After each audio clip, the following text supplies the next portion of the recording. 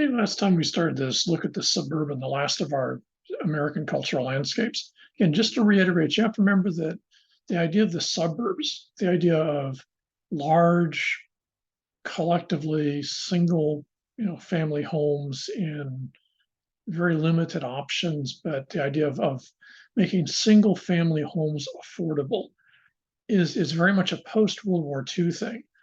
And you have to remember we're talking about this from especially from mining's point of view, but also just from symbolism. If you're bringing in something new, you don't want it to look new, especially if you're talking about people making major investments. You want to have all the concepts and terms and have it grounded in the past. And so when you look at the suburbs, you look at the images, think of the images we looked at last time, you're going to have as many as possible of your prior landscapes, or at least the icons or symbols of your prior landscapes, embedded in the new landscape, because then it isn't new. It just becomes a variant of the other landscapes. It becomes a variant of an earlier form. And the classic example, you're probably sick and tired of it, would be that prefab home in Florida, the one with all the sort of colonial, symbols attached to it. And so you have to remember that one interesting things about this is this goes back to this whole idea of urban planning and sort of architects being able to drive behavior. And so within this context, especially of urban planners, there becomes an attitude, if you design things in a certain way, then the inhabitants of that area will basically respond by doing, exhibiting the behaviors that you wanted them to. Um, was a huge part of urban planning in the 20th century, and sad to say, it's still a huge part of urban planning in the 21st century, despite all the examples to the opposite. Probably the most classic of these is, I'm sure you can find it on YouTube, is all the exploding buildings when they're getting rid of the high-rise, low-cost housing tenements that they put up in the United States and in places like England, which turned out to be total abject disasters. And the attitude was, if you built these high rises and you provide people affordable housing, then they're gonna collectively become a community, exhibit the social behavior that you want, and you're gonna have happy folks living in a happy way. And what you ended up with were these absolutely nightmare places that are something almost like post-apocalyptic. And the urban planners never took responsibility for that. They basically said, well, the people that went into these areas were failures. So you make the people failures, you don't make the design a failure, which I hate to say is real symptomatic of urban planning. So the suburbs, which are occurring in the same period of time, if the high-rise, low-cost housing or middle-rise, low-cost housing was how you handled poor folks, then the middle class in the United States, and to a certain extent in places like in Europe also, especially England, what you do is you build suburbs. And these single family homes allow Americans to basically replicate the community that they would have had in Williamsburg or would have had in small town, middle Main Street America in the context of the late 20th and now 21st century America, and most importantly, the context of the car. So what you do is you keep as many symbolic reference or pieces as you can of the past, if you would, Lego blocks of the past, to make this not seem new, because what that's the concept is, this is going to then induce people to exhibit the type of behavior that their parents or grandparents or great grandparents would have existed in those earlier social built environments. And so a classic example of this is, of course, here. If you look at the west part of Oahu, the subdivision developments that have popped up in the last 20 or 30 years are classic examples of classic mainland logic of the idea of urban design. And of course, they're expressly pointed out that way. And then let's quickly take a look at some of these.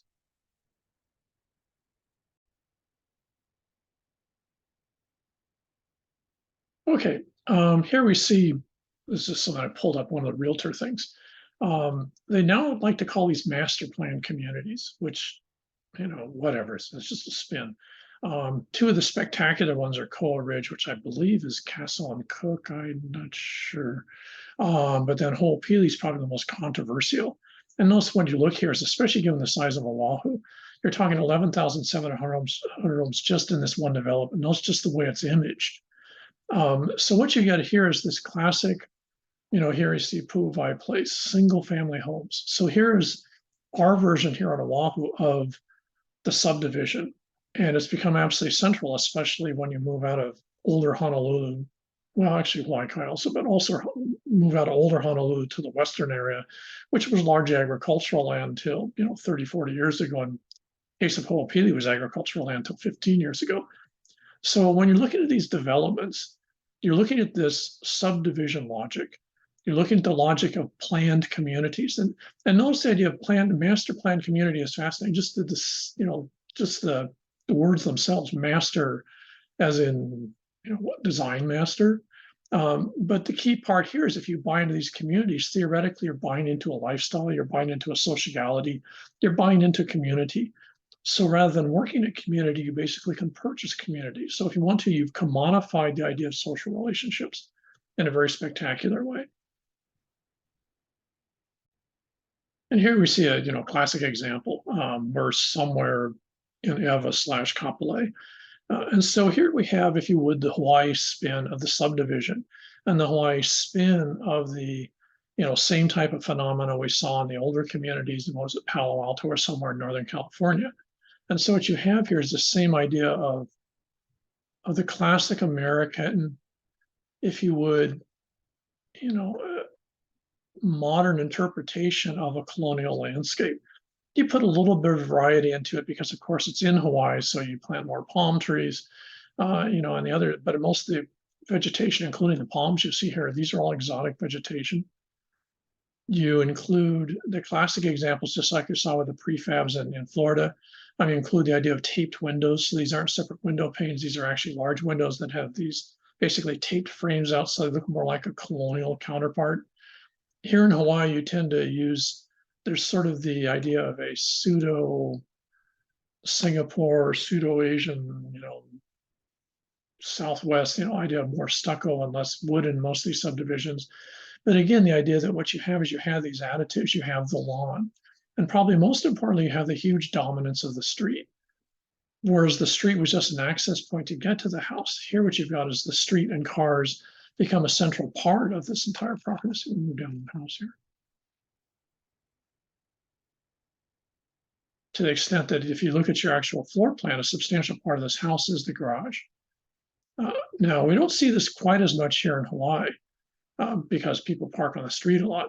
But on the mainland, a lot of the newer subdivisions or remodeled older subdivisions, they've blown out part of this house, for example, because now the norm in much of the mainland or the demand is for 2.5 or 3 car garages. And yet the actual footprint of the property owned is the same. So if you're going to have the same home, square footage of property available here, if you're going to add another car to this, then that's going to come at cost of living space. And this has become very, very typical in the US mainland, which is a fascinating sort of logic process that the car, rather than becoming an appliance that gets you around, now becomes sort of central, that you'll give up the living space, bedrooms or living areas or dining rooms or whatever to house those cars. I have no idea on the mainland how much of that is actually used for cars. Here in Hawaii, very typically, a lot of these are used for storage areas, but nonetheless, there's this whole idea of the subdivision and more the dominance of the automobile in one way, shape, or form. And we can sort of see this if we zoom out here.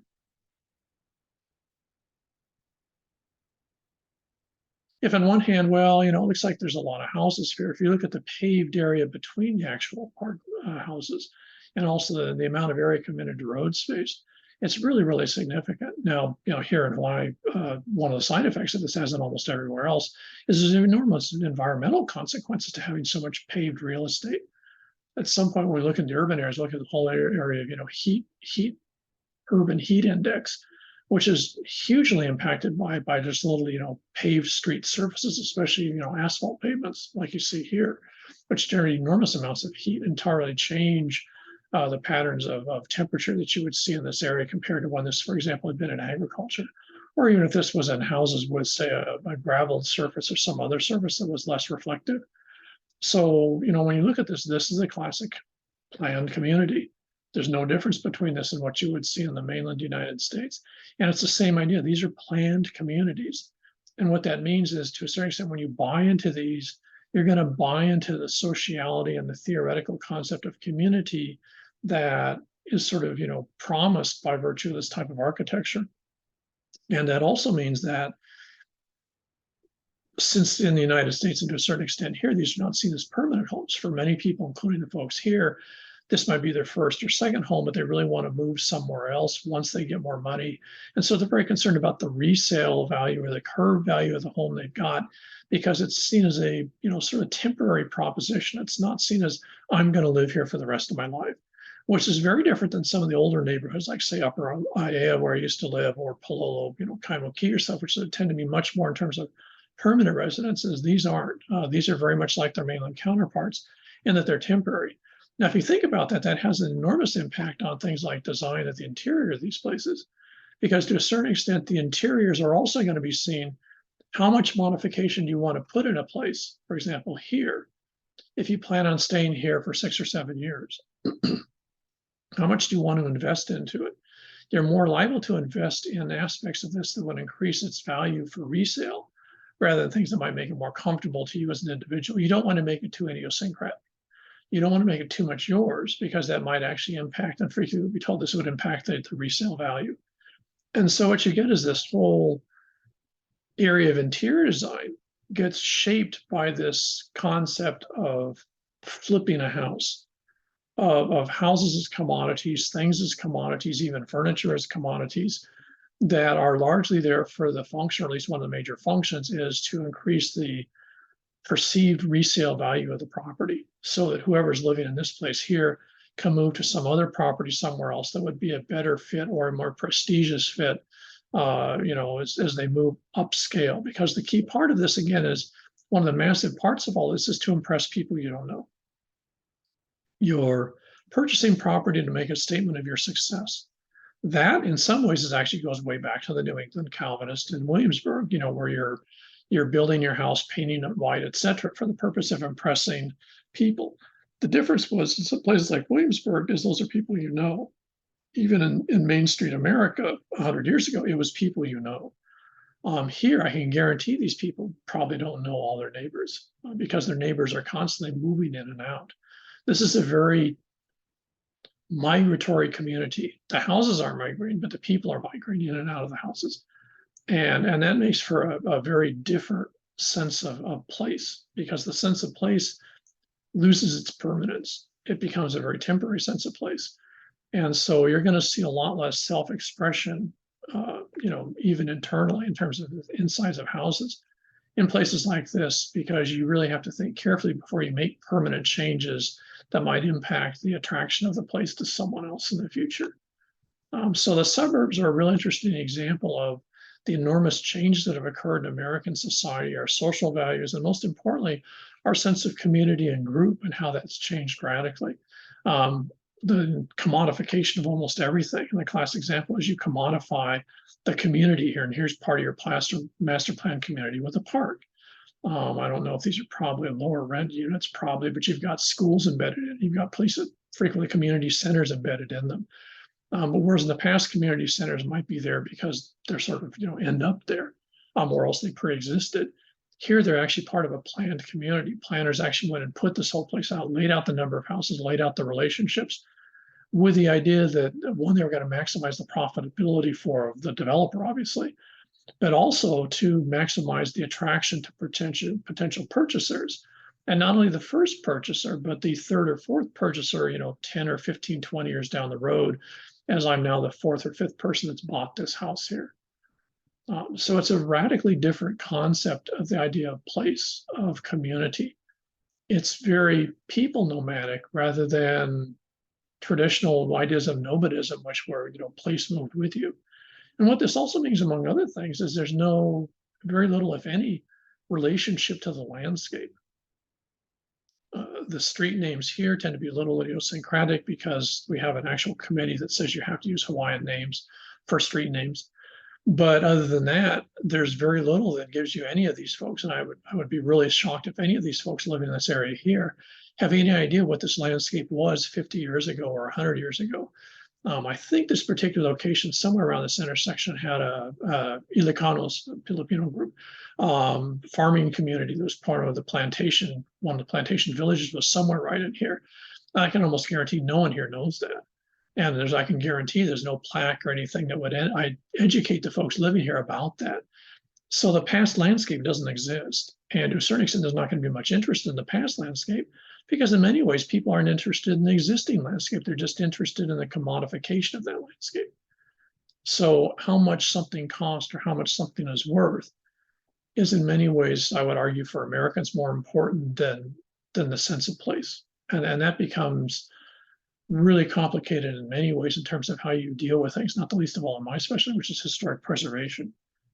So the landscapes are hugely important. Symbols become even more important when you don't have a sense of place.